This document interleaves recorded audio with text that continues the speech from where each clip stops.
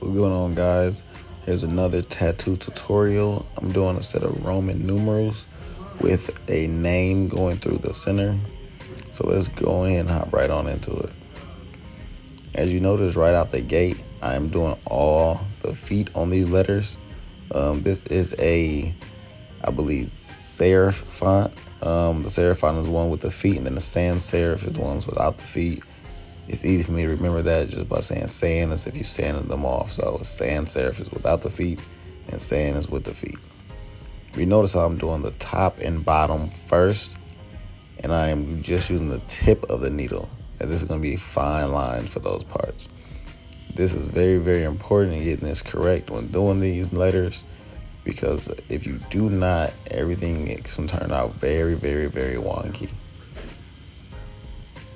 But just help me get the tone for this tattoo before I do anything else. I want to make sure I get the nice level set for the top and bottom. And this is pretty much about repetition. So now I'm going into the actual body of the lettering. And I'm going to do as much as I can the same way as I can in the correct order. So I'm going to go from this X crossover.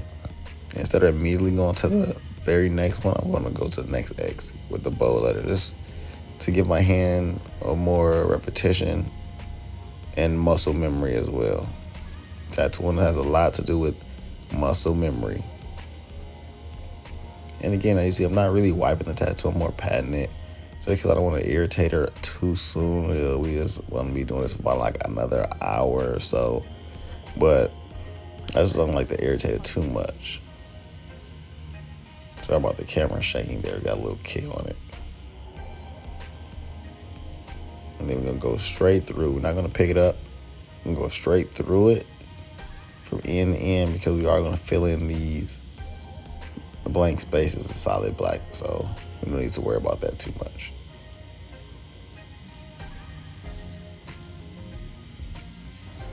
And I want you guys to always remember that you are doing a tattoo, and that means you're doing it by hand. We are not computers or any type of digital work once the stencil hits the skin. So I would like everyone to be as close to perfect as possible. But remember, when you're doing things by hand, the imperfections is what makes it the best and gives it the uniqueness to each and every individual tattoo artist. So what you see me doing now, I'm starting to do all the vertical parts. And I'm doing it very, very lightly, and I'm doing just the tip of the needle with very light hand pressure, because this is very fine lining, and you don't want to have really bold lines or possible blowouts, because a blowout is rubbing on this, or something on this that you really can't come back from. It's really a one and done kind of thing. So that's why you see me doing like one line, maybe two line passes. But I just hit it and I move on. Especially when you know you're gonna do a fill on it, there's no reason that you really need to have a heavy outline, because once you fill it in, it's gonna have that bold, standout look. You don't wanna have the filler be any darker than the lining. I want you all to notice my hand placement while doing this tattoo. I have one hand stretching the skin as well as the hand that is doing the actual tattooing.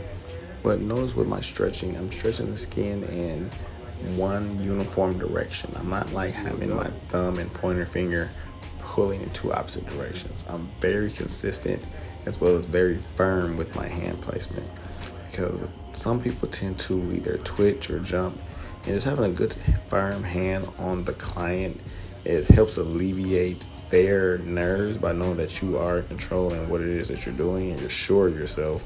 So it lets their anxiety go down a little bit as well, that they know that they're in good hands. So make sure you get a good firm grip on your client, so that if a twitch or a jump may occur, you are able to get ahead of that and not have to worry too much of the canvas getting away from you, if you get my drift.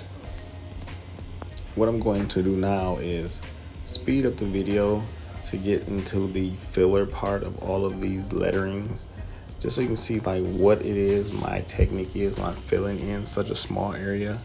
And here we go now.